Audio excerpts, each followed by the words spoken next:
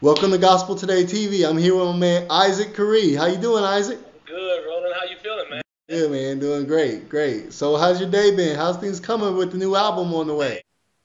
Oh man, I'm in grind mode, man. We're just days away from the release of my sophomore project, Reset. So I'm very excited, man. I'm honored to be able to be with you guys there at Gospel Today. Appreciate it, man. So tell us about Reset. Kind of what's the message behind this album? It's just basically it's a real simple movement that I'm trying to start here to encourage people to understand that when you're going through situations and you feel like your life has been in turmoil and your dreams haven't come to pass and a lot of things haven't come to fruition yet, you can always remember that it's never too late to begin again. You can always reach over and press that reset button and reset your dreams, reset your goals. I say it like this. A lot of times women give up their dreams of going back to school and doing different things they want to do because they get married and they have children. And they feel like everybody else's life and the family is progressing except theirs. Where this is the time where God is saying you can press that reset button and it's never too late. You can go back to school. Or it may be a man that started a business that didn't have the money or the resources to really keep it going. You can press that reset button this next season and God is going to bless that business. Or you may have gotten yourself into some sticky situations and you feel like you don't qualify for the blessings that God has up for you.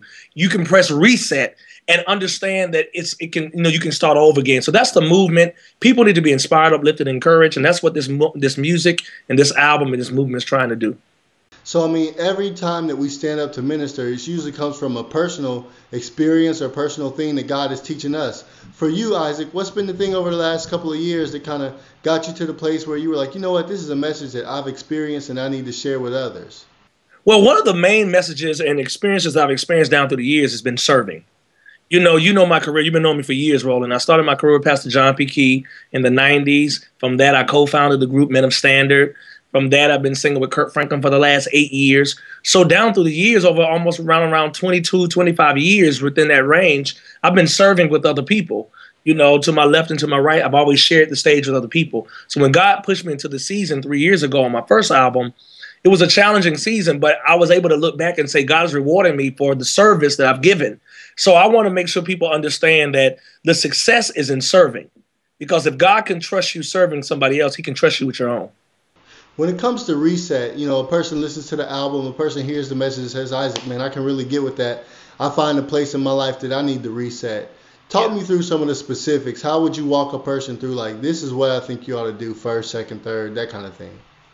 Well, gladly. The first thing I would say, the Bible speaks so clearly, seek ye first the kingdom of God and his righteousness, and all these things shall be added unto you. I think what we do as people and as just humans and fleshly beings, we seek the things before we seek him. And we seek the things before we seek his righteousness. And we want him to add the things without giving of ourselves. So that's the first thing I would say. Reset our priorities. Put God first. Make sure that things are lining up the way that he would want them to line up. The second thing I would say is make sure this is something that you're called to do. Everybody that has a gift isn't called to do it.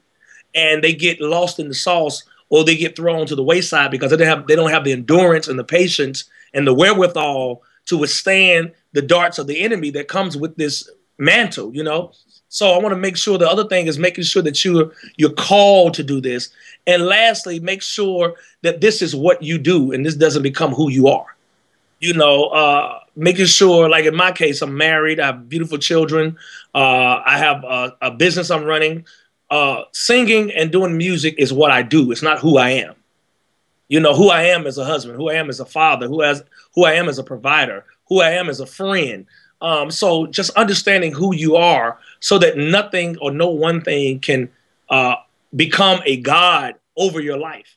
And I think with those tools and those things, those are things that work for me. And I'm sure that somebody can identify with that. No, that's great, man. Thank you. So let's get back to the music. The music is great. I've been listening to it. I really enjoyed it, man. Thank you, man. Yeah, I appreciate it. and you always have your own style, your own, kind of vibe to it, and it's definitely Isaac Carree music. I heard you say in another piece that you feel like you rediscovered your own musicality in this project. What do you mean by that? I reset, no pun intended. I literally did. With this music from the last album, I think this is an extension of the first album, but I think I pushed the envelope a little more. I wanted to show people how I interpret music and definitely how I interpreted music in the season that I'm in. A lot of these songs came from pain. A lot of these songs came from experiences. A lot of these songs came from triumphs. A lot of these songs came from testimonies from other people. So I wanted to form it in a manner where people could understand where I'm coming from, that people could understand what comes from the heart reaches the heart. So I discovered something new that this time around when I went to the studio, I was a lot more freer in my creativity. I was a lot more wiser in understanding. I wasn't trying to go do an Isaac Carree record per se, but I'm trying to do an album that people can identify with. Isaac Carree ain't gonna buy the copies. You know, the people will. So I want to make sure that I did music that people, your average, everyday, working hard people can put this CD in or turn on the radio and listen to this music and identify with it. And I think I discovered that, and that came with trial and error from the last record. Even though it did very well and God blessed it, I wanted to make sure that I learned from my mistakes and I corrected them and tried to give people. So if you listen to the record, I stretched a little more urban, but a lot more church, trying to connect, because I watched my audience over the last few years. And from the first record, what I did was I was like, what am I singing? What am I missing that I don't have on this record? And when I discovered what I was missing, I added it to this new record. Okay. So that would bring me to my next question, which was the collaborations and kind of your choices. So when you say a little more church, I think about the Leandria joint, Blessing in Your Lesson. You know, yeah. I think about the thing you have on there with Zaccardi, you know, those kind of tracks. So talk me through, in your mind, when you're putting together an album, when you're figuring out what you're going to say, and you start thinking, you know, I need James to be on this one with me, or I'm going to call Lecrae for this one. What goes through your mind as you pick out who you're going to work with? Because you got some phenomenal people. Kirk Franklin, Kierra Sheard, Lecrae, Leandria Johnson, James Fortune, and the master of remixes, Aura, if you will, R. Kelly. So, man, like, how did you go about picking these people? Well, I wanted to make sure that we wrote the songs and I demoed them and I sang them. And as I started writing and developing, I was like, who would sound good on this song? You know, I first tried to discover what songs would be good songs for features. What songs would be impact? Because, you know, you want to do a feature on a song or on a track that's an impact track. So when I listened to it, let's take the So Glad track featuring Kirk Franklin, Lecrae, and Kierra. I felt like Kirk could get on it and give it a little urban thing to do what he does. Him being a major mentor in my life, I felt like it would be dope for him to be on that, kind of passing the torch to me, Lecrae, and Kierra. Lecrae being on it, I felt like the breakdown needed a rap, and I didn't do any rapping on the first album, so I felt like if I'm going to go get a rapper, I'm going to go get the best in our genre. So I went to the top. I got Lecrae. Kierra is the premier female vocalist in our industry right now, her and Tamala Mann.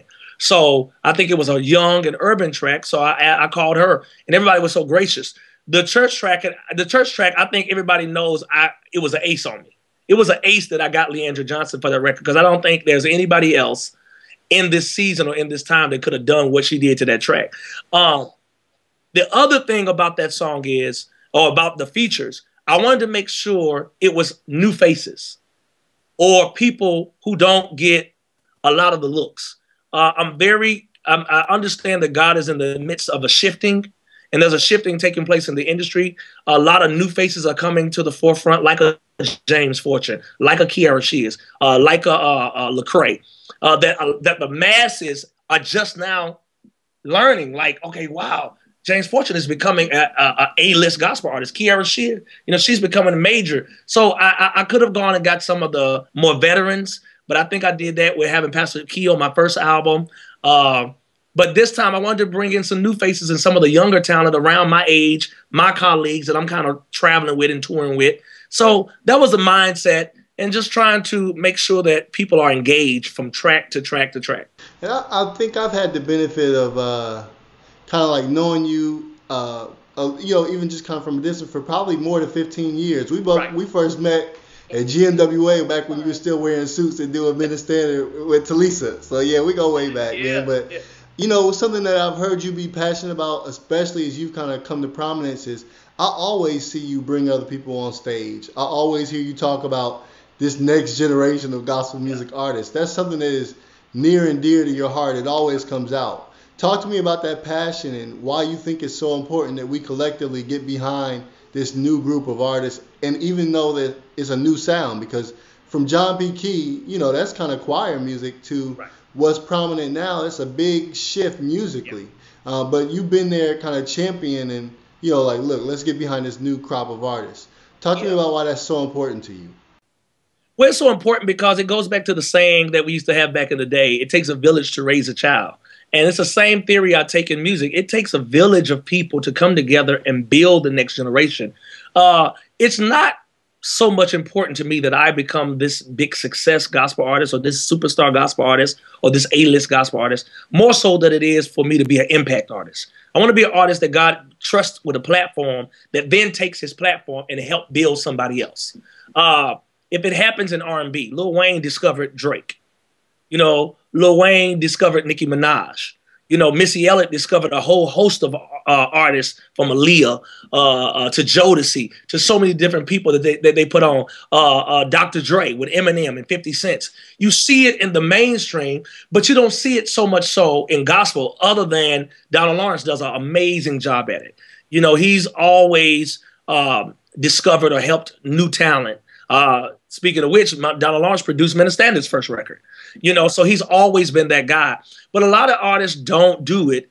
And it takes an unselfish person. It takes a confident person and a person that doesn't suffer with insecurities to be able to say, hey, not only do I want you to support my music, but I want you to support the next artist and the next artist, because that's how our genre will grow. That's how our genre will build, and that's how it will last. That's the only way it will last. So I'm very passionate about making sure that when you hear me, I'm talking about not just myself, but I'm talking about James Fortune, or I'm talking about Zacardi Cortez, or I'm talking about Vashawn Mitchell, or I'm talking about Kierra Sheard. Because when everybody else decides to retire, people who've been doing it for 30 and 40 years, this is the generation that's going to carry the torch.